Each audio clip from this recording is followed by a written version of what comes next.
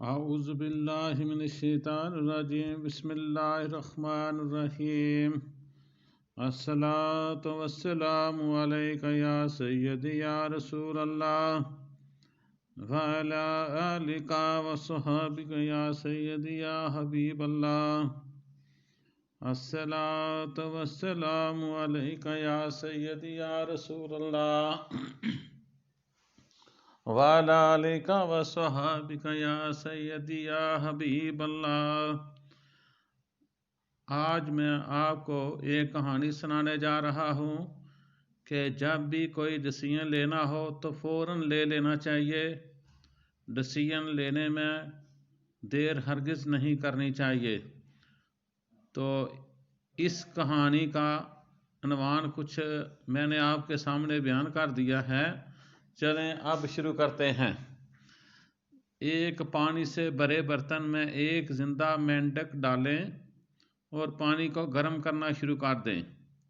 جیسے ہی پانی کا درجہ حرارت بڑھنا شروع ہوگا، مینڈک بھی اپنی باڈی کا درجہ حرارت پانی کے مطابق ایڈجسٹ کرے گا اور تب تک کرتا رہے گا جب تک پانی کا درجہ حرارت بوائلنگ پوائنٹ تک نہیں پہنچ جاتا۔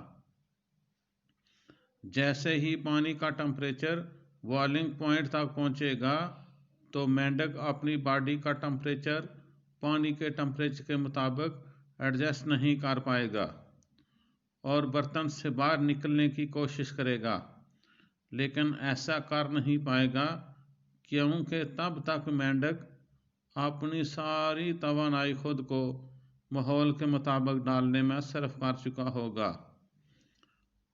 اس کا رزلٹ کیا ہوگا کہ مینڈک بہت جلد مر جائے گا۔ یہاں ایک سوال جنم لیتا ہے، وہ کون سی چیز ہے جس نے مینڈک کو مارا؟ سوچئے ذرا آپ بھی، ایک بار پھر سوچئے وہ کون سی چیز ہے جس نے مینڈک کو مارا۔ میں جانتا ہوں کہ آپ میں سے اکثر یہ کہیں گے کہ مینڈک کو مارنے والی چیز وہ بے غیرت انسان ہے جس نے مینڈک کو پانی میں ڈالا، یا پھر کچھ یہ کہیں گے مینڈک ابلتے ہوئے پانی کی وجہ سے مرا، لیکن یہ ہرگز جواب درست نہیں ہے۔ تو چلو دیکھتے ہیں کہ مینڈک کس طرح مرا۔ لیکن سچ یہ ہے کہ مینڈک صرف اس وجہ سے مرا کیونکہ وہ وقت پر جمپ کرنے کا فیصلہ نہ کر سکا اور خود کو ماحول کے مطابق ڈالنے میں لگا رہا۔ اگر وہ وقت فیصلہ کر لیتا کہ اس نے جمپ لگانا ہے تو وہ کبھی نہ مرتا۔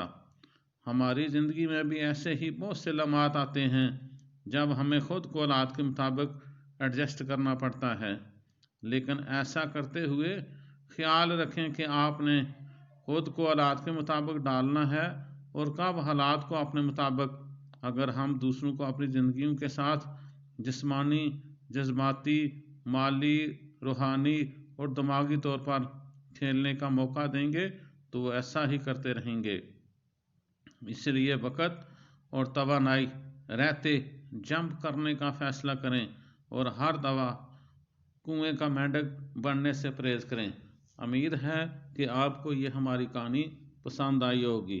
اگر آپ کو یہ کہانی پسند آئی ہے تو اسے شیئر کرنا، کمنٹ کرنا مت بھولیے۔